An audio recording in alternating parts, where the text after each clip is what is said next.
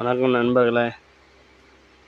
நம்ம தம்பி ஒருத்தன் போய் கடமாடு கண்டு வேணும்னேன். அதை போய் பார்த்து ஒரு கண்டு ஒன்று வாங்கினான்.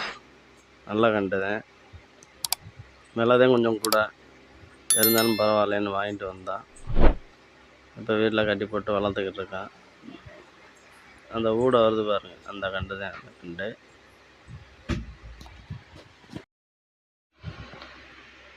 இதே காசுக்கு நம்ம சந்தைக்கு போனோம்னா சந்தையில் கம்மியான ரேட்டுக்கே எடுக்கலாம். ஆனால் இது விலை அதிகம்தான். அவனுக்கு பரவாயில்லன்னு வாங்கிட்டேன். அதனால் நம்ம எதுவும் சொல்லக்கூடாது. அதனால் வாங்கி வீட்டுக்கு கொண்டு வந்துட்டேன்.